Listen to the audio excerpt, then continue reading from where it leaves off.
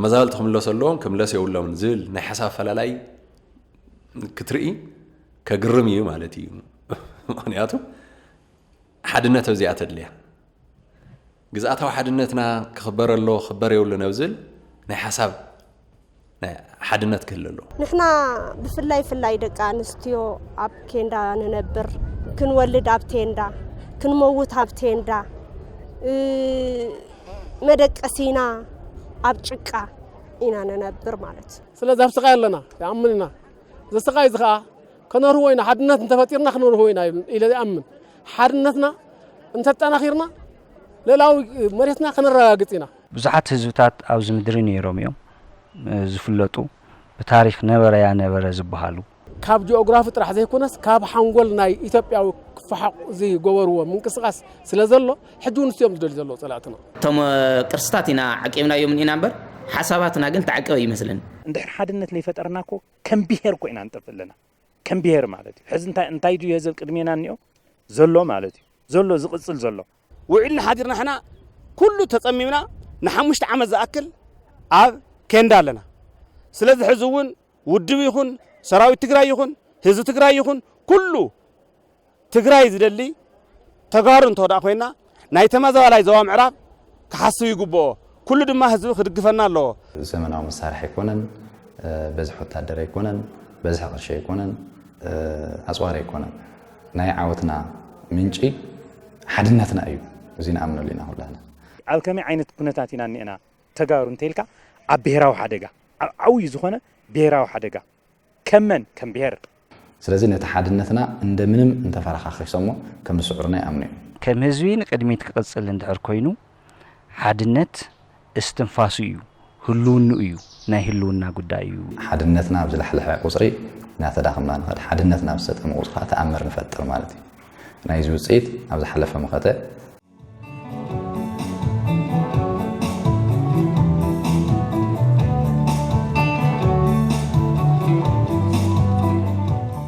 ጉዳይ ሓድነት እንትለዓል ከም ወከሲ ካብ እንጥቀመሎም ብዙሓት መጽሓፍቲ ማዕዳን መደረታትን ቀዳሞት ወለድና መሰረትናን መበገሲናን እዩ ንሎሚ ኣብ መእተዊ መደብና ዝተጠቐምናዮ ሓሳብ ናይ ሓደ ዓብዪ ተቓላሳይ ኣቦ ዝበልዎን መብዛሕትና ድማ ካብ ዘንበብናዮ ከም መእተዊ ክንወስድ ደቀይ ኩለኹም ሓደ ነገር ክትርድኡለይ እደሊ ኢሎም ይጅምሩ ካብ ኣመራርሓ ቀዳማይ ወያነ ሓደ ዝኾኑ ብላታ ሃይለማርያም ረዳ ብቃለ ምሕተት ኣብ ዝሰነድዎ ተዘክሮ መጽሓፍ ገረብ ዓረና ወያነ ትግራይ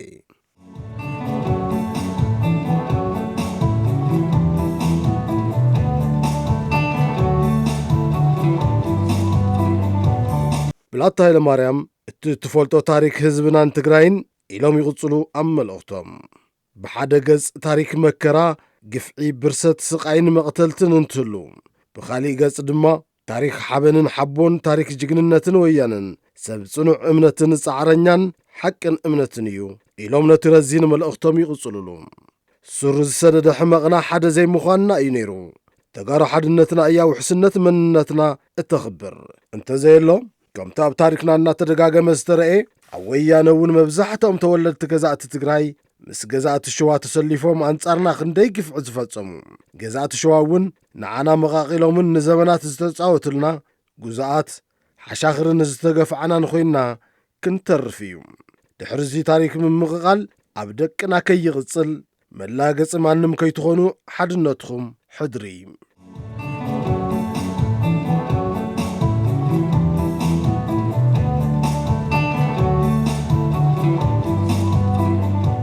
ሓደ እንተኾይንኹም ድፋዕ ህላወኹም ማንም ኣይደፍሮን ንጸላእትኹም ረዘንቲ ኢኹም ሓደ እንተኾይንኹም ዓዲ ሊቃውንትን ጠቢባንን ዓዲ ሰላምን ቅሳነትን ዓዲ ሓልዮትን ራህዋን ኢኹም ሓድነትኩም ኣብ ዝተዳኸመት እዋን ግና ንጸላእቲ ምችዋት በርኹም ንኹሉ ክፍቲ ኮይኑ ሓለዋ ዘይብሉ ድፋዕ ይኸውን ሓድነትስ ኣብ ሓደ ኣተሓሳስባ ምእታይ ማለት ኣይኮነን ሓድነት ማለት ኣብ ብሔራዊ ረብሓታትካ ዘይምድርዳር ማለት እዩ ዋላ ዝተፈላለየ ፖለቲካዊ እምነት ይሃለኻ ዋላ ዝተፈላለየ ኣተሓሳስባ ይሃለኻ ኣፍታ ብሔራዊ ረብሓ ክትመጽእ ከለኻ ግን ሓድነት ማለት ላብ ሓደ ምምጻእ ማለት እዩ ኣብ ሓደ ዓይነት ቦኽራ ንእተ ሓደ ዓይነት ሃይማኖት ይሃልየና ተመሳሳላይ ወይ ሓደ ዓይነት ዝኾነ ውዳበ ይሃልየና ማለት ኣይኮነን ላብናይ ተጋሩ ክነምጻእ ከለና ሓድነት ማለት ከም ተጋሩ ትግራዋይነትና ዝግለጸሉ ሓድነት ማለት እዩ ከም ተጋሩስ ሓደ ዝገብረና ኣተሓሳስባ ወይም እንደገና ሓደ ዝገብረና ናይ ብሔራዊ ረብሓ ጥምረት ማለት እዩ ምስ ትሕዝ ዘሎ ህልው ኩነታት ተወዲብና ተጠርኒፍና ካብ ዝኾነ ይኹን ተጻዋኦታት ምድሓኒ ካልእ ይኹን ንሕና እቲ ካልእ ጸላእትና ዝብልዎ ዘለዉ ንኹናት ይዳለዉ ኣለዉ ገለመለ ይብሉ ኣለዉ ሕና ግን ሓድነትና ተጠሚርና ተወዲብና ሰላም እንደሊ ሰላም ልምዓት እንደሊ ሕውየት እንደሊ ዓድና ክንምለስ እንደሊ ተመዛባላይ ናብ ቦታኡ ክምለስ እንደሊ ግዛኣታዊ ሓድነትና ክንምለስ እንደሊ ስለዚ ንኣና ክነክእ ዝኽእል ሓይሊ እውን ተወዲብና እንድሕር ኢና ክተርፍ ይኽእል እዩ ተተበቲና ግን ጸላእትና ብድኹም ጎኒ ኣትዩ ንኣና ክብትነና ይጽዕር ካብ ታሪክና ክንርኢ ከለና ዋላ ብስርዓት መስፍነት ይኹን ቁርብት ንሕና ንሕመዮ ብሰላም እንድዩ ከምዚ ሕጂ ኣጋጢሙና ዘሎ ካብ ወፃእ ዘሎ ንካልእ ባዕዲ ኣብ ምግጣም ግን ናይ ተጋሩ ቁፅሪ ሓደ መለለይ ሓድነት እዩ ማለት እዩ ኣብ ዝሓለፈ ናይ 17 ዓመት ቃልሲ ተሪእና እውን ህዝቢ ትግራይ ንስርዓት ደርጊ ዝሰዓረ ካብ ኣፍሪካ ጎብለል ዝነበረ ስርዓት ደርጊ ዝሰዓረ እሞ ምስማዓት ሓገዝቱ ምስ ናይ ራሻ ሓገዝትን ካልኦትን ዝሰዓረ ሓድነት ስለ ዝነበሮ ጥንካረ ስለ ዝነበሮ ጽንዓት ስለ ዝነበሮ እዩ ንኻልኦት ይሕሊፉ ዝህብ ንፋስ መእቶ ስለ ዘይነበሮ እዩ ማለት እዩ ተዓዊቱ ሕዝብ ዝሓለፈ ናይ መኸተ እዋን ተሪእና እውን ልዕሊ 7-8 ሃገራት ዝተሳትፋሉ ገርባ ዓባያ ናይ ሃገር ስልጣን ሒዛ ሻዕብያ እውን ካልእ ተሓዊሱ ክንስዕር ዝኽኣልና ዕጥቂ ነይሩና ካልእ ስንቂ ነይሩና ኮይኑ ይኮነን ሓድነትና ካብ ሓፂን ዝተረረ ብደረጃ ዓለም እውን ዝተመስከረሉ ስለ ዝነበረ ንሱ ናብ ዓወት በፂሕናት ናይ ቀደም ናይ ጥንቲ ናይ ወለድና እሴት ቫልዩ ህዝቢ ትግራይ ኣብ ታሪክ ጥንታዊ ስልጣነ ዓለምና ኣብ ህንፀት ስርዓተ መንግስትን ምዕቃብ ክብርታት ሓድነትን ከምኡውን ንባዕዳውያን ወረርቲ ይኹኑ ንጨቆንቲ ውሽጣዊ ገዛእቲ ደርብታት ኣብ ምምካትን ምቅላስን ዘንበሮ ዓሸራ ውፅኢቱ ኣብ ቅድሚት ዝጥቀስ ወሓስ ህልውንኡን ብሕታዊ ድፍዑን ሓድነቱ ምዃኑ ኩሉ ዝስማዕምዐሉ ሓቂ እዩ ኣብ ማሕበራዊ ቁጠባዊ ዕለታዊ ምንቅስቓስ መነባብርኡን ፖለቲካዊ ውዳበታት ኣብ ርድኢት ርእይቶ ዓለምን ኣብ ኣተሓሳስብኡን ዝተፈላለዩ ኣምር ዋላ ይሃልዎ ኣብ ትግራዋይ መንነቱን ብሔራዊ ረብሓታቱን ግን በብእዋኑ ኣፈላላይ ዘይብሉ ሓንትን ጥራሕ ጽኑዕ መግለጺኡ ብሔራዊ ሓድነቱ እዩ ስለ ዝኾነ እዩ ድማ ወራራት መኪቱ ከበድቲ ፈተናታት ብሓበራዊ ቃልሲ ሰጊሩ ከም ህዝቢ ህልውንኡ እናረጋገጸ መጺኡን ንቕድሚት ዝጓዓዝ ዘሎ ኣክሱማይት ሲቪላይዜሽን ንብሎ ኣብ ጥንታዊ ስልጣነ ኣክሱም ንዝነበረ ታሪካዊ ሓድግታት ቅርስታት ታሪካት ተጋሩ ሓደ ኮይኖም ንዝተፈላለየ ምርምር ወይም ደሞ ሓድጊ ሓደ ኮይኖም ዝፈጠርዎ ወይም ደሞ ዝሰርሕዎ ነቲ ሕዚ ዘገልግለና ዘሎ ኣብ ዩኔስኮ እውን ዝተመዝገበ እዚ ከም ናይ ተጋሩ ሓድነት ሓደ ተምሳሌት እዩ ካብኡ ሓሊፉ እውን ኣብ እዋን ቃልሲ ንኣብነት ኣብ ናይ ወራር ጣልያን ሓደ ኮይኖም በቲ ናይ ባህላዊ መሳርሕታት እናተጠቐሙ መኪቶም እዮም ከምኡ ኢሉ ኣብ ዝቐረባ ግዜ እውን ተጋሩ ንዝነበረና ናይ ፖለቲካ ኣፈላላይ ገዲፍና ነቲ ንኣንጻር ላዕላውነትናን ታሪክናን ሓድነትናን ዝተልዓለ ሓይሊ መኪትና ኢና ስለዚ ኣብ ቁርጽ ግዜ ኣብ ጸገም ግዜ እውን ሓደ ኮይንኻ ናይ ምቅላስ ኣብነት እውን ኣለዎ ማለት እዩ ካብቶም ቅድሚ ስሩዕ ናይ ህዝቢ ትግራይ ክብርታት ወይ ድማ ቫልዩስ እዩ ማለት እዩ ምክንያቱ ህዝቢ ትግራይ ማለት ብታሪኹ ብባህሉ ብሃይማኖቱ እንተሪእና ብፍልስፍና ካብቶም ኣብ ዓለም ብስልጣነ ቅድሚት ዝነበረ ህዝቢ እዩ እዚ ክገብር ዝኽኣለ ቁልፊ መሳርሒት ሓድነት ዝብል እዩ ሓድነት እንተዘይህሉ ታሪክ ምስራሕ ኣይከኣልን ማለት እዩ ዝተፈላለዩ ወርቃውያን ታሪኻትና ተሪእኻ ቤዞም መሰረቶም ሓድነት እዩ እምበር ህዝቢ ትግራይ ዋላ ኣብ ቃልሲ ክዕወት ከሎ ነፈርቲ ኩናት ተፍርዩ ዕጥቂ ኣፍርዩ ገለ ኣይኮነን ናይ ኩሉ መበገሲኡ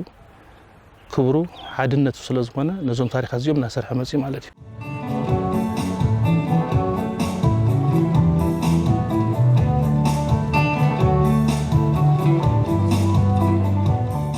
ህዝቢ ትግራይ ኣንጻር መንነቱን ህልውንኡን بمواقلو نزقاتم وسب سرحان تفتراون حدقاتات بمبداه نزمانات بحادنة زمتان زولون هزبي لم يخون نمتاي اوانات بهراو روحاتات معوات امارات زيولو انكو قداي وحسلون نون حادنتون زاقيد زي تفتصمو عبيتن مسرتاو قدايات نسمع سلام وعلي بريتوريان كفتصمو صعنتون مفتار طرح انت يخونس نحمشت عامتات بصحي نفاس قري حيال زناب خراماتن عبتميتن موتن حدقا زولو لعلى 1 مليون تمازابالا هزبي بفلاي دم حلوف حليفوس اتو على سلام بتوع على اكال فيدرال وغن بزي متقوارو او استقدد كينداتات زولو تمازابالاي بعذاب كسع مبلاع بس يحلو او عدمات السودان تسديدو كرفحنا برازولو بعسرتات اشعات زغصر وغنن وررت بحيل قبيتم ابزحزو ومربت تغار زولو هزب تግራይ بحلوت زواصح زولو مهاسيتن مغلاصو يصقم كوتاس فقدو فح بتن يلو بمحر بهراو عبله لا يساق زولو هزبي نامربوتو كملسن حراك وصن بهراو حدنا تدق تግራይ متنخار بحطاو قدايو نحنا بفلاي دقا نستيو اب كيندا ننبر كنولد اب تيندا كنموت اب تيندا مدقسينا اب ጭቃ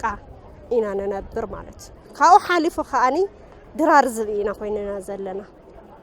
ማለት ከለላውን የብልናን እቶም ዝነበሩ ሓደ እንጆታቱን ገዲፎምና እዮም ከይዶ ማንንም የብልናን ስለዚ ከለላ ኣብዘ የብሉ ቦታ ኮይና ኢና ነነብር ዘለና ውዕል ፕሮተሪያ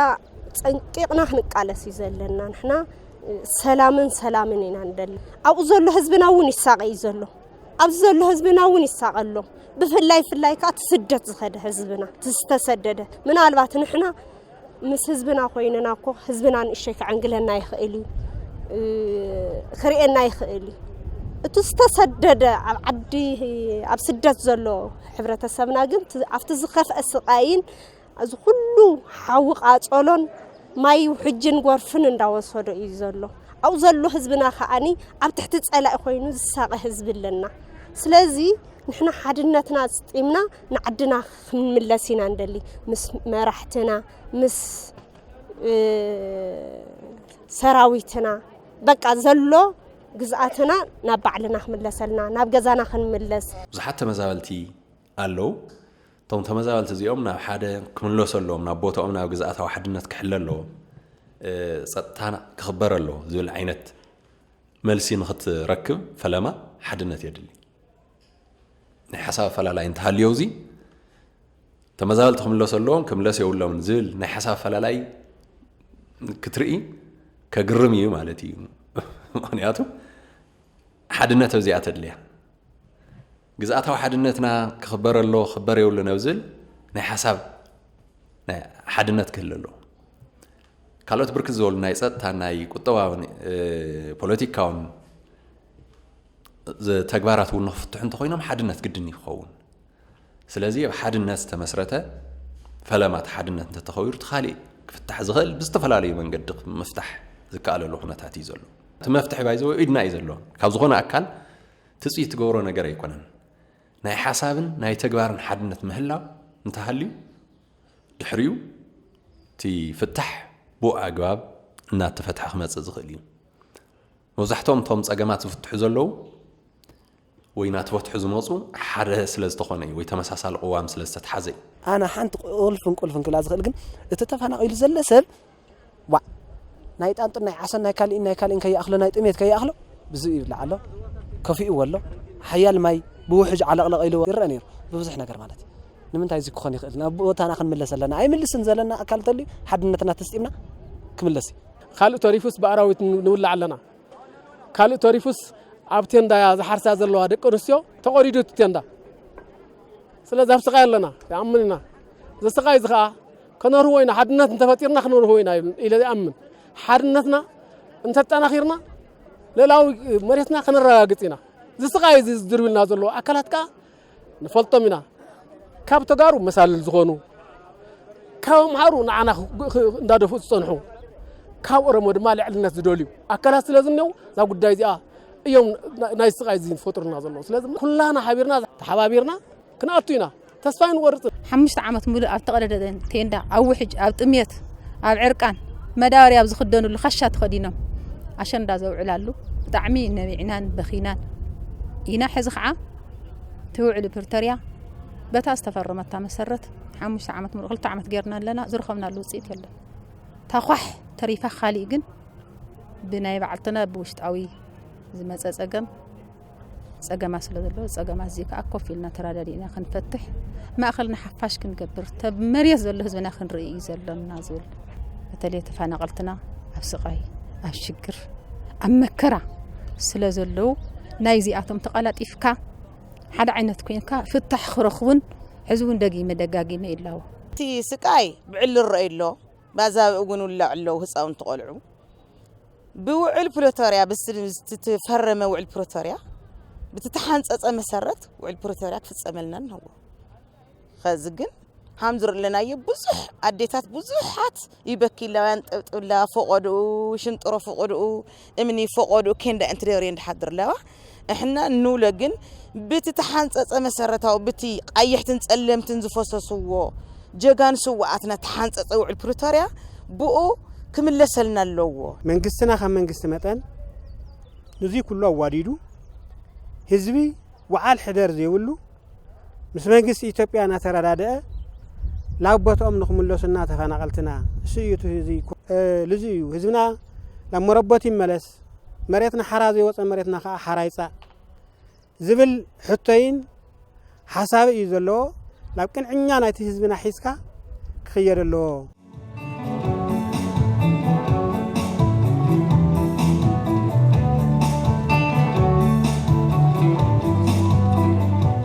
ናመረበቶም ክምለሱን እዮም ይጉድኡ ኣለው ብዙሕ ፀገም ይበፅሖም ኣለው እዚ ንፈልጦይና ግን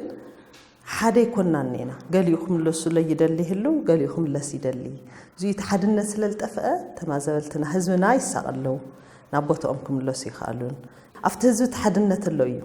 ሓደ ልገብሩና ግን ብዙሕ ነገር ኣለው ኣውትኪርና እውን ተንሰርሕ ሓድነትና ክምለስ ነይሩ ይኸውን ኣፍቶም ሓደ ዝገብሩና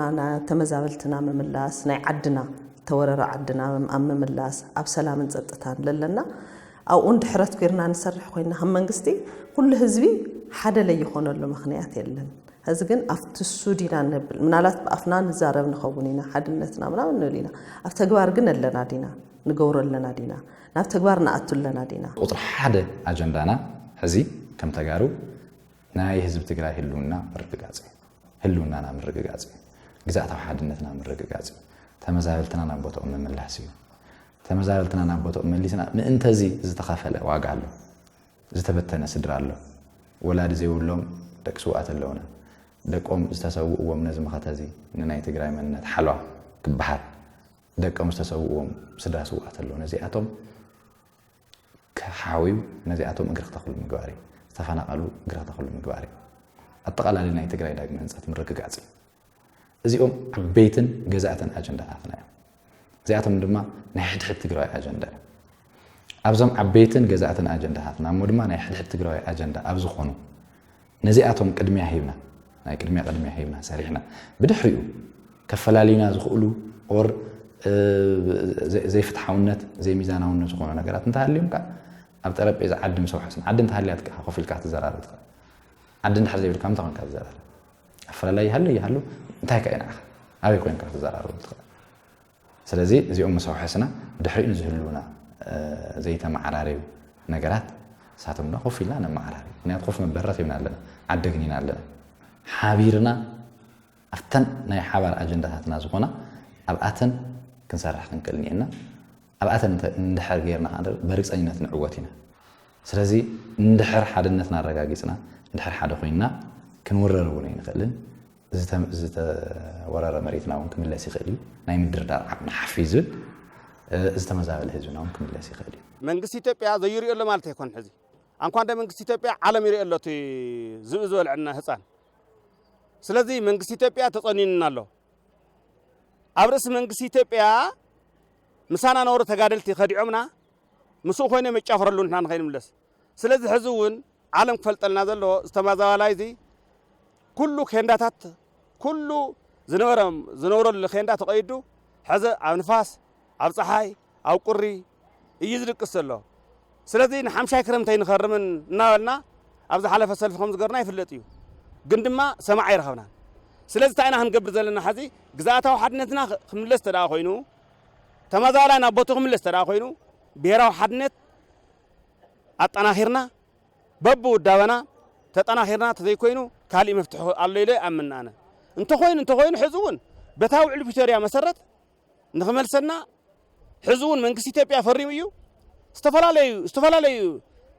ሜላታት ይጥቀም ኣሎ ዝተፈላለዩ ፀለመታት የካይድ ኣሎ ኣብ ዝባን ውድብናን ህዝብናን ኣብ ዝባን ህዝቢ ትግራይ ፀለመ ይካየድ ኣሎ ዘይተገበረ ዘይእመን ግን ውዕልና ሓዲርና ሕና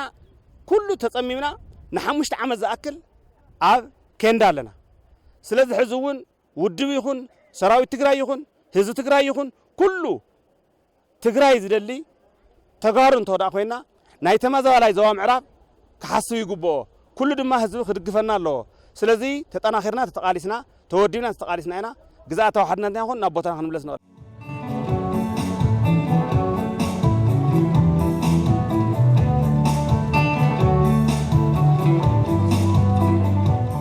ሓድነት ልምምፃእ ተመሰረታዊ ነገር ይልና ክንኣምን ኣለና ማለት እዩ ምክንያቱ እንድሕር ሓድነት ዘይብልካ ተደማፅነትካ እውን ብኡ ልክዕ እናተሓተ እዩ ዝኸይድ ሕዚ ሓድነት ፈጢርካ ተስምዖ ድምፅን ተበታቲኽካን ተፈላለኻን ተስምዖ ድምፅን ድልበይኑ እዩ ሓንቲ እዛ ምክንያት እዚኣ ካልኣይ ሓድነት እንድሕር ዘይፈጠርካ ልደጋዊ ተፃውታትን ልውሽጣዊ ተፃዋታትን እውን ተቃላዒኻ ትኸውን ማለት እዩ ምክንያቱ በሪ ትኸፍተሎም ኣለኻ ማለት እዩ ልዞም ዝኾነ ነገር ዝደልዩ ኣባኻ ሪሶርስካ ንዝደልዩ ይኹኑ ከባቢኻ ንዝደልዩ ይኹኑ ርስትኻ ክወስዱ ንዝደልዩ ይኹኑ እንድሕር ኣብ ሓድነትካ ሽግር ሃልዩ ያው ይጥዕመሎም ኣሎ ማለት እዩ ስለዚ ሓደ ንፅረት ክህልየልና ኣለዎ ኣብ ምንታይን ሓደ ንኹን ኣብ ምንታይ ከዝተፈላለየ ሓሳባት ነብል ሕዚ ቀይሕ መስመር ኣለዎ በቃ ዝኾነ ይኹን ማለት እዩ ዝኾነ ይኹን ኣተሓሳስባ ትሕቲ ብሄራዊ ረብሓ እዩ ክስራዕ ኣሎ ናይ ውልቀ ሰብ ኣተሓሳስባ ይኹን ናይ ዝኾነ ጉጅለ ኣተሓሳስባ ይኹን ናይ ዝኾነ ውድብ ኣተሓሳስባ ይኹን ድሌት ይኹን ዋላ ድሌት ማለት እዩ ኢንተረስት ትሕቲ ብሄራዊ ኣተሓሳስባ ይኾን ዘለዎ ማለት እዩ ሓድነት ተጠፊኡ ሓደ ማሕበረሰብ ግን ሱሳይድ ከም ማለት እዩ በቃ ዓርሰ ቅትለት እዩ በቃ ስለዚ ተሓድነት ምክንኻንን ዘድልያ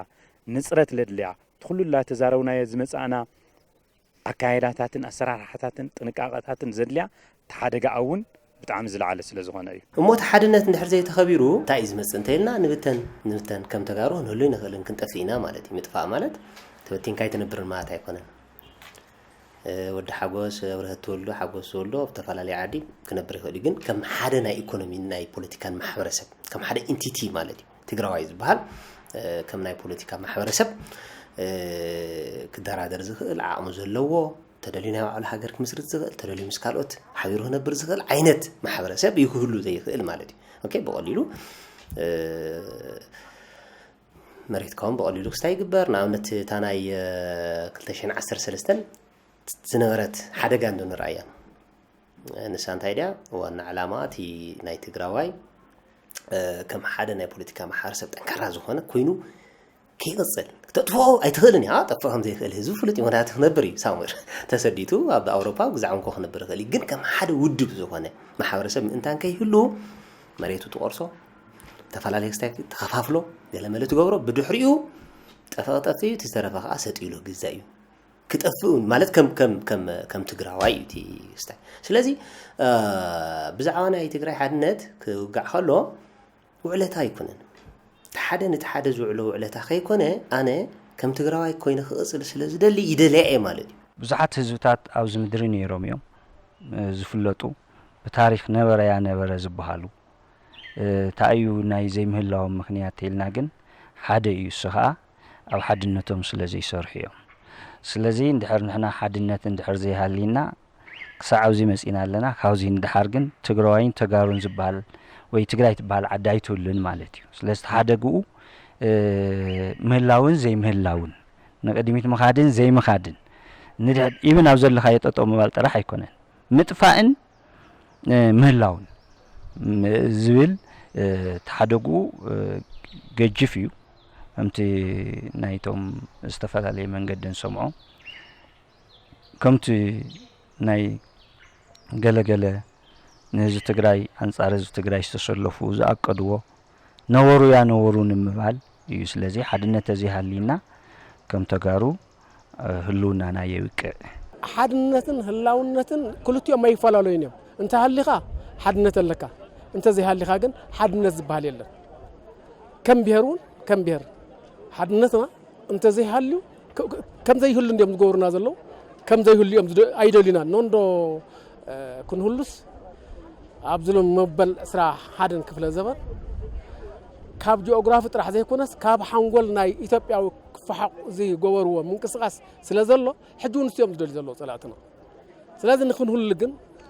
ከመይ ጌርና ኢና ክንህሉ ንኽእል፣ ከመይ ጌርና ኢና ህላውነትና ክንረጋግፅ ንኽእል ዝብል ግን ሓድነት ኢልና እንታይ ተኣኺብና ዮቲ ትግራዋይ እውን ካብ ምብራስ ክተርፍ ኢልና ኢና ንኣምን። ካብ ምብራስ ክተርፍ ተጋሩ ኩሉ የብሉም እዮም ዝብሉና ዘለው። ስለዚ ንሕና ሓድነት ኢና ተኣኺብና ግን ንሓድነትና ዝፍንቅሎ ሓይሊ የለን ዝብል እምነት እዩ ዘለና። መንነት ይሽርሸር፣ ታሪክ ይሽርሸር፣ ይጠፍእ፣ ቅርስታትና ይጠፍኡ፣ ክብርታትና ይጠፍኡ፣ ጸጋታትና ይጠፍኡ። ጠቕላላ እውን ቱ ግዛእታዊ ሓድነትና እውን እናተቆራረሰ መጨረሻ ላይ ትግራዋይ ወይም ደግሞ ትግራይ ዝብል ኔም እውን ክጠፍእ ይኽእል ማለት እዩ። ህዝቢ ትግራይ ኣብ ቀዳማይ ሚሊኒየም መዓልትን መወዳድርትን ብስልጣን ቀዳሞት ጠንካራ ወታደራዊ ዓቕምን ካብ ዝነበሮም 5 ምዕቡላት ስልጣነታት ዓለምና ሓደ ዝነበረ ህዝቢ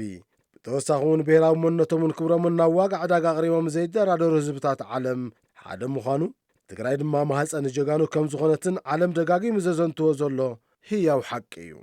ማለት እውን ወናኒ ረዚን ታሪክ በዓል ዋና ምዕቡል ስልጣነ ይሓ፣ ፑንት፣ ዳእማት፣ ማያድራሻ፣ ኣክሱም ዝበሉን ካልኦትን ካብቶም ፍላሞት ሰብ ዋና ፊደልን ቁፅርን ፈጠርቲ 4 ተጠቀምትን ስነ ዝረኣቲ ዓዲ ቀዳሞት ፈላስፋታት እንዘርኣየ ያዕቆብን ካልኦትን ሰብ ጥበብን ዜማን እነ ቅዱስ ያሬድ ዘኣክሱም ወነንቲ ገና ዘይተተንከፉ ጥበብ ስነ ህንፃ ኣክሱማውያን ትሕትን ልዕልን ምድሪ ብዙሕ ዘይተዘረበሎም ተመራምርቲ ስነ ከዋኽብቲ ዝፈጠረ ህዝቢ ከም ዝኾነ መጽሓፍቲ ታሪክን ተመራምርትን ዘረጋግጽዎ ጉዳይ እዩ። ክብራታትና ከም ዝሸርሸርናዮ የርኢ እዩ። ንኣብነት ኣክሱም ኢና ኒና ሓቂዶ ኣክሱምስ ሲቪላይዜሽናል ስቴት እዩ፣ ናይ ስልጣን ዓዲ እዩ። ካብቶም 4 ኣብ ዓለምና ግኑናት ነበሩ ሓያላት መንግስታት ሓደ እዩ። ሕዚ ከምኡ ደኒና ኢልካ ተሓቲትካ ከመይ ኣለናን ሓቂዶ ላብዘን 2 ሙዚየም ኣለዎ ኣክሱምና ናብአን ዜርካ ታሪኻ ግን ካብቶም ክብርታት ካብቶም ክብሪ ሂብና ለዓቀብናዮም ቅርስታት ኣለዎ ኣብቲ ሙዚየም ምናልባት 1000 ዓመት 2000 ዓመት 3000 ዓመት ዝገበሩ ማለት እዩ። እሶም ምስክራት እዮም፣ ናይ ታሪክ ምስክራት እዮም። ከምኡ እቶም ቅርስታት ኢና ዓቂብናዮም ኢና እምበር ሓሳባትና ግን ተዓቀበ ይመስለኒ። ብዙሕ ዝጠቅም ሓሳባት ኣለና ኣብ ፖለቲካ፣ ኣብ ሕጊ፣ ኣብ ምሕደራ፣ ኣብ ታሪክ ባዕሉ ኣብ ብዙሕ ነገራት ክጠቕመና ልኽእል ዋላ ኣብ ዲፕሎማሲ እውን ኣብቲ ኢንተርናሽናል ሪሌሽን እውን ክጠቕመና ልኽእል ሓሳባት ብዙሕ ኣለና ነይሩና። እሶ ዓቀብና እዮም። እቶም ሙዚየም ኦፍ ቫሉስ ኣለዉ እዮም።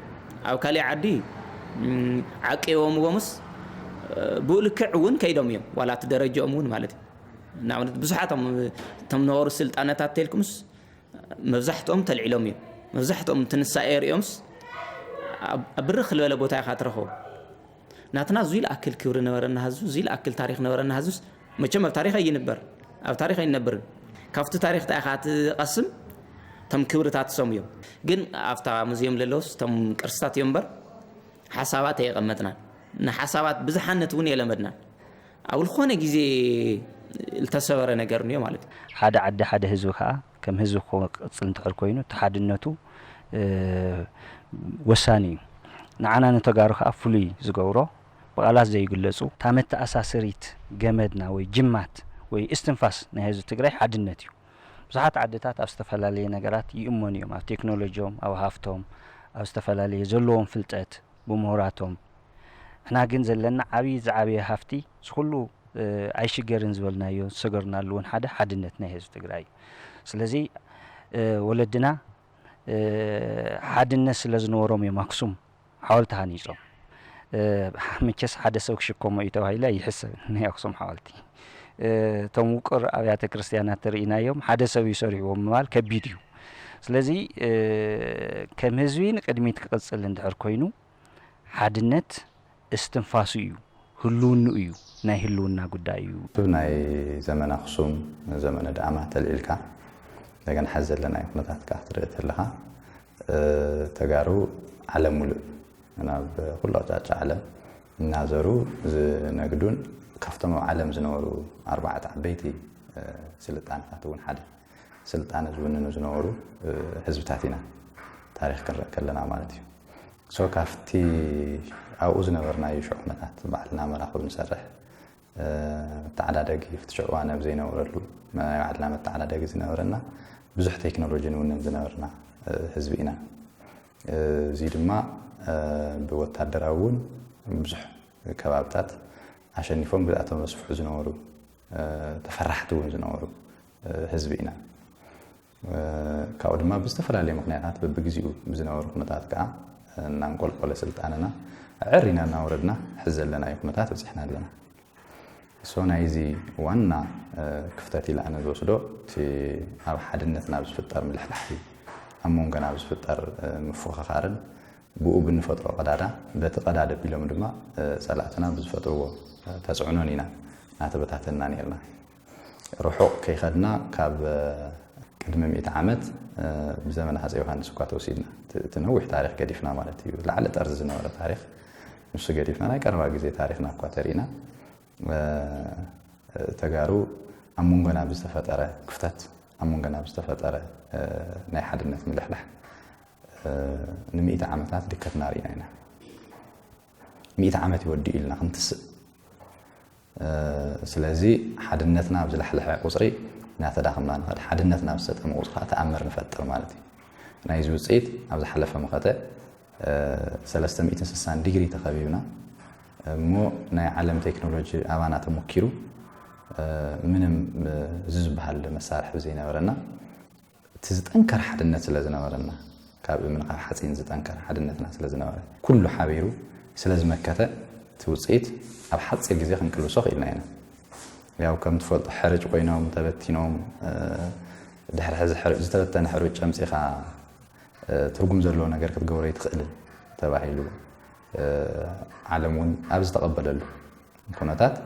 ሳላት ሓድነትና ግን ኣብ ሓፂር ግዜ ክቅልበስ ክኢሉስ ተኣምር ሰሪሕና ማለት እዩ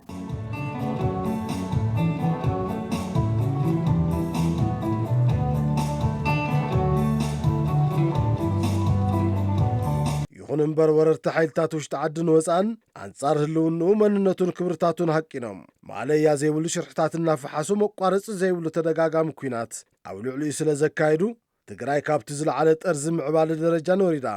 ግዳይ ድኽነት ድሕረትን ድንቁርናን ኮይና ጸኒሓ እያ ጸላእቲ ዋላ እኳ ንድሕሪት ክትኩተት እንተገበሩ ህዝቢ ትግራይ ኣብ ውሽጢ ዓዲ ይሃሉ ኣብ ደገ ኣብ ብሔራዊ መንነቱን ሓድነቱን ኣብ ኩሎም መዋእላት ንጻት እውን ከም ዘይደራደርን ከም ዘይንብርከኽን ታሪክ ጅግንነት ቀዳሞት ወለዲ ብምዝንታው ዝግለጽ ጥራሕ እንተይኮነስ ሕዚ ዘሎ ሓድሽ ወለዶ ኣሰር ወለዱ ሓልዩ ኣብቲ ብልፍንታውያን ወረርቲ ዝተፈጸመ ጆኖሳይዳዊ ኩናት ኣንጻር ሓይልታት ጽንተት ዝገበሮ ድሙቕ ቅያ ብደሙ ዝጸሓፎን ይጽሕፎ ዘሎ ተደማሪ ቅያን ዓለም ዘስደመመን ከም ተጋሩ ንነብረሉ ዘለና ህያው ኩነታት ንኹሉ ግሁድ እዩ ብኻሊእ ገጽ ድማ ከም ህዝቢ ኣንጻር መንነቱን ህልውንኡን ንዝመጽዎ ወራራት ባዕሉ ተቓላሳይ መጓታይ ዲፕሎማት ኮይኑ ንጸረ ጽንተት ህዝቢ ትግራይ ዝገበሮ ስጡም ቃልሲ መግለፂ ልዑል ብሔራዊ ሓድነቱ ምዃኑ መርአያ ምውሳድ ይከኣል እዩ ብጣዕሚ ኣኮሞዴቲቭ ነበረ ማሕበረሰብ لخلهم هيمانوتات كنت أنا قيل حكيله عاوز بوت عاوز حزي نينا يخصم ويتقرأي تلنا بحبشاسي اسلمنا تقبلوا يو كريستنا تقبلوا يو أيهود ويجرايزم تقبلوا يو بزحات قالوا منتاتو بب منتو تقبلوا يو منهم أتانا قيدوا ينبريو أفلالات يوم زيهم أفلالات هاللي وميلس لبزح عمتات أتانا قيدوا بسلام ينوريهم بخليه بهلا كاوز نحزنينا يوم أننتي تومنا قدم ولدنا زمناوت نيرهم ويلو تجيزسو لكع نيرهم مالتي لتحز جيزين يو لكع ليكونا نحنا مزمان أوينا له مالت أما أخل نينا مالتي ويبدم بخن زمن يخأنا كامتم إعراب وكافتم معراب تماهير ناس كافتنا معلنا أورجينالي تملسنا ወይ ከዓ ብደንቢ ሞደርናይዝ ክንገብሮ ይኽእልና ክብሪ ስኢሉ ክብሪ እኮ ኾነ ይኽእል ላብ ጥቕሚ እኮ ትቕይሮ እኒካ ላብ ኢንተረስት ክትቕይሮ እኮ እኒካ ላብቲ ጥቕሚ ክትቕይሮ ተለኻ ተጠቃምነት እውን ሓፍ ይብል ማለት እዩ ብኦቢሎም እቲ ክብርታቶም ላብ ጥቕሚ ስለለቐየሩ ወይም ሓፍ ኢሎም ቶም ካልኦት ዓድታት ቶም ንብሎም ኣለና ዓድታት ማለት እዩ ኣብቲ ቀደምና ስልጣነ ግዜ ተኢልናዮምስ ምናልባት ማዕረና ወይ ትሕተና ነበሩ ዓድታት እዮም ኣብቲ ታሪክ ተሊዕና ኮይና ድሕሪት ተመሊስና ማለት እዩ እቶም ክብርታት ንብሎም ኣለና ባህሊ ንብል ኣለና እሙንቶታት ባዕሉ ፍልስፍናና ኢልና ዝሓዝናዮ ካብ ቀደም ክጠቕመና ኢልና ዝሓዝናዮ ቫልዩ ሂብና ንኽብሮስ ላፍቲ ፖለቲካል ባህሊ ኣቱ እዩ ላ ፖለቲካል ካልቸር ኣቱ እዩ ፖለቲካል ቫልዩ ይልኾን ማለት ብኻልእ ይበሃላ ና ፖለቲካ ክብርታት ይኾኑ ማለት ና ፖለቲካ ባህሊ ይኾን ማለት እዩ ና ፖለቲካ ፍልስፍናኻ ና ፖለቲካ ተሓሳስባኻ ና ፖለቲካ እምነታትካ ብዚኦም ዝቕረፁ ትካላውነት ሕግጋት ምስ ሕልናኻ እውን ባዕሉ ክብርታት ብዙሕ ግዜ ምስ ሕልና እምተሓሓዙ ና ውሽጥኻ ኮምፓስ እዩ ክብርታት ክንብል ተለና ናክሱማውያን ዘመን እንታይ ይመስል ነይሩ ናዛጉዌ ዘመን እንታይ ይመስል ነይሩ እንተን ብቀደም ሰዓት እቶም ንብሎም ኣለና ናራስ ኣለና ናራስ ሓጎስ ካልኦት እውን መዓት ና መሳፍንቲ ክሳያት ክንገልጽ ንኽእል ኢና ፍትና ትግራይ ታሪክ ሓይልታት እንተትን ህዝቢ ትግራይ ኣብ ኩርምቶም ቆርቂሮም ለምውን መሊኡ ሓራ ከይወፅእ ኩሉ ዓይነት መናውራን ግፍዕታትን ይፍጽሙ ኣለዉ እንተኽኢሎም ካብ ገጽ ምድሪ ከጥፍእዎም ትግራይ ድማ ካብ ካርታ ዓለም ንምስራዝ እንተዘይኽኢሎም እውን ብኩሉ ክረኽቦ ዝግባእ መሰረታዊ ግልጋሎት ሰንሰን ኣቢሎም 100 ዓመት ንድሕሪት ክንምልሶ ኢና ዝበልዎ እከይ ትምኒት ተግባራዊ ብምግባር የካይድዎ ካብ ዘለዉ ኩሎ መዳየው ኪናት ሓሊፎም ኣብታ ብሕታዊት ሃፍቱ ኣብታ ድፋዕ ሕልውንኡን ዝኾነት ሓድነቱ ሓደጋ ክኾንዎ ኩሉ ዓይነት መናውራትን ሽርሕታትን እናፈጸሙ መጺኦም ሎሚ እውን ብውሽጥን ብደገን ተኣሳሲሮም ብዓውታ ብዘይሰኸፈት ኣንጻር ህልውንኡ ዞሚቶም ከም ልማዶም ኣብ ኣሎ ውሕጅ ክወስደካ ከሎሲ ሓድነት ስለዘይፈጠረካ ሙስተሓውካን ሰየልዕለካን ማለት እዩ ዝኾነ ነገር ክፈርሰካ ከሎ ዘድዕነካ ይብለ የግዳስ ተባዒስካ ተጓኒፅካ ተናቂርካ ስለ ዘለኻ በቃ ብገይሩ ይኽይደለ እዩ ስለዚ ኣማራፂ ይብሉን በቃ ሓድነት ትእንኮ ኣማራፂ እዩ ንኡይ እውን ጥንቃቄ የድልዮ ንኡይ እውን ስራሕ የድልዮ ንብል ዘለና ማለት እዩ ከም ተጋሩ ሓድነትና ብኸመይ መንገዲ እዩ ዝግለጽ እዩ ሕዚ ከም ተጋሩሲ ሓደ ኣብ ዝገብረናስ ሓደ ድንኾን ዘለና ሕዚ ኣብ ምንታይ ሕዚ ላዕላውነትና ኣብ ምምላስ ሓድነት ክንፈጥር ኣለና በቃ ግድን ማለት እዩ ምክንያቱ ቁፅሪ ሓደ ትስራዕ ኣብ ብሄራዊ ረብሓ ኣብ ምንባር እኮ ላዕላውነት እኮ እያ ብለይ ላዕላውነት ኣብ ምንታይ ክትነብር ኣብ ምንታይ ክትረግፅ ስለዚ ላዕላውነትና ተጻሒሰሎ ላዕላውነትና ይመለስ ሓድነት መንነትና ይቕየርሎ ብሄርና ይጠፍእሎ ባይዘወይ እንድሕር ሓድነት ለይፈጠርናኮ ከም ብሄር ኮይና ንጠፍእ ኣለና ከም ብሄር ማለት እዩ ሕዚ እንታይ ድዩ ህዝብ ቅድሜና እኒኦ ዘሎ ማለት እዩ ዘሎ ዝቕፅል ዘሎ በብመዓልቱ እኮ ቁፅርና እኮ ይውሕድሎ በብመዓልቱ ማለት እዩ በብመዓልቱ እኮ ላዕላውነትና ተቢሉ በቃ ኣብ ከቢድ ብሄራዊ ሓደጋ ኮይና እኒአና በቃ እዚኣ እያ ታህዚ ኣብ ከመይ ዓይነት ኩነታት ኢና እኒአና ተጋሩ እንተይልካ ኣብ ብሄራዊ ሓደጋ ኣብ ዓብዪ ዝኾነ ብሄራዊ ሓደጋ ከመን ከም ብሄር ከም ነጋዶ ይኮናን ወይም ከም ሸቃሎ ከም ሰራሕተኛ መንግስቲ ከም ገለ ይኮነን ከም ተጋሩሲ ኣብ ብሄራዊ ሓደጋ ኢና ዘለና ስለዚ ብሄራዊ ዝኾነ መዋፅኦ እዩ ዘድልየና ብሄራዊ ዝኾነ ንተጋሩ ክገልጽ ዝግብኦ ከም ተጋሩ ክንግለጸሉ ዝግበአና ሓድነት እዩ ዘድልየና እዚ አይና ክነምፀላ ዘለና ማለት እዩ እዚኣ እንተይደምፂና እንደገና ብደውና ውሕጅ ትወስደና እዩ ስለዚ ተመዛበልትና ክንመልስ ኣለና ላዕላውነትና ክነኽብር ኣለና ብሄራዊ ሓድነትና ክነኽብር ኣለና ብምንታይ ብሓድነት ብጣዕሚ መሰረታዊ ነገር እዩ በቃ ኣብ ሓድነት ሓደን ክልተን ዘየድልዮ እዩ በቃ ድርድር ዘየድልዮ እዩ ሓድነት ዶ ትፈጥር ብሓድነት ዶቶም ዘለውኻ ሕቶታታት ከም ብሄር ዶ ትድሕን ከም ብሄር ማለት እዩ ከም ብሄር እንዲና ሕዚ ኣብ ሓደጋ እኒአና ከም ብሄር ዶ ትድሕን ከም ማሕበረሰብ ዶ ትድሕን ድሕሪኡ ቶም ካልኦት ዘለዉ ነገራትካ ቶም ካልኦት ዘለዉ ልዕንቁፍኻ ልኸይትስጉም ልኸይትስድር ልዕንቁፍኻ ትሪኦም ማለት ናይ ስዋኣትና ናይ ጉድኣትና ቃል ዕቢርና ሓድነት ክመጽእ ይኽእል ናቶም ቃል እዩ ክኽበር ዘለዎ ናቶም ቃል እዩ ከንብረና ዝኽእል መዋፅኦና ሓደ ምዃን ሓድነት ምፍጣር ህዝቡና ሓድነት ምስራሕ ተመዛበልትና ንምልስ ندولي إنا مريتنا نملسينا خمي قرنا إنا نملسو زي هين مهين كنبحال نينا تمازابلتنا خنملس كاب جاف دلو تقراواي بمولو لمنيون لدولينيو سازي تخوينا داينا أوزين سرح مجمريا لدلينا كم تقراي السخن ملسينا نخل زلنانا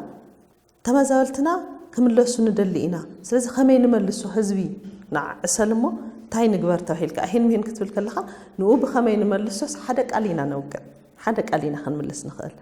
حزي تومناتنا حدنا زي دليو سبات ويلو ما تقالسنا زي دليو سبات تمن مكتو أكلات أفتدفعنا يوم ورارك كيدو أفتدفعنا مالت أفتحدنتنا مالتي سلازي نتحدنتنا عند منم أنت فرخ أخي سمو كم سعرنا أمني مخنياتنا حدنتنا ناي عوتنا منجي وكان عوتنا بسيط زمناو مسارح يكونن بزح التدري يكونن بزح قرش يكونن أصوار يكونن ناي عوتنا منجي حدنتنا أيو زين أمنوا لنا هلنا سلازي ناي عوتنا منجي حدنتنا عند حدا أخوينو أفتح حدنت كنت أزر اللو مالتي سلازي حدنت كخبتنا اللو مالتي تنعها خبتنا كسعرك هذا دل حيلي حدنت كخبتنا اللو مالتي أو بزتافل علي من قدي ما تقعدتها تجبر له نبغى قربات نخون لنا سلازي زي أنا خون لنا مالت نسعر لنا مالت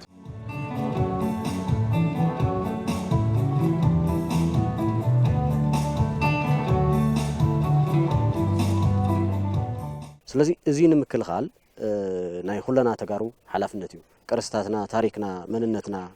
عقبنا حدا خوينا مخاديد لي قالسي افزر لي لغيزيون حدا مخان مالتي ازي انصار تግራይ نزمص ማንኛውም ኃይሊ ሓደ ፓርቲ ሆነ ይዝክ ቃላስ ዘሎ ማለት እዩ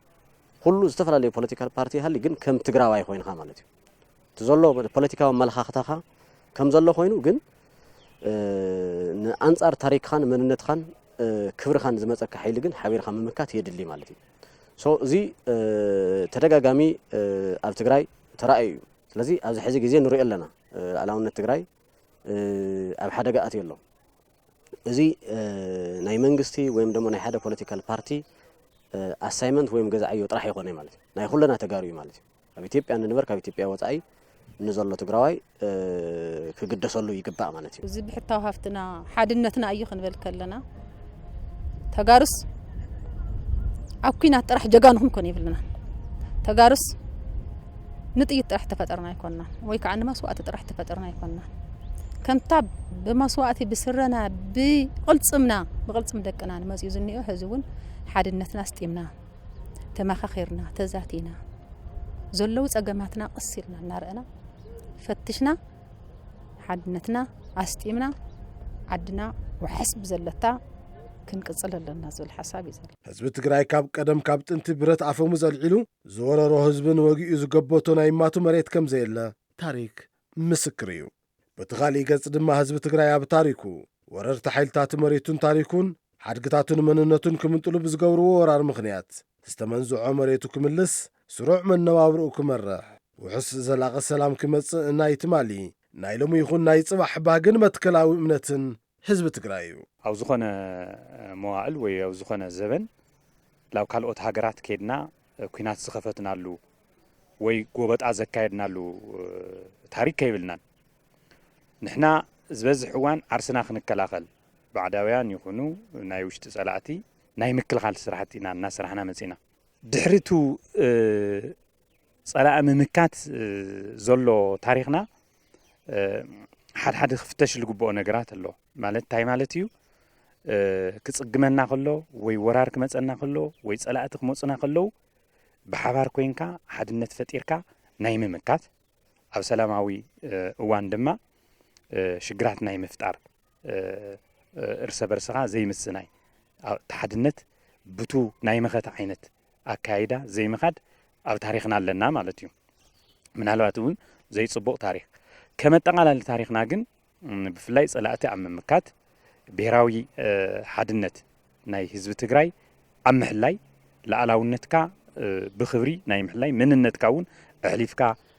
ናይ ዘይምሃብ ሽግር የብልናን ስለዚ በዚ መዳይ ክረአ ከሎ ካብ ነዊሕ ጀሚርና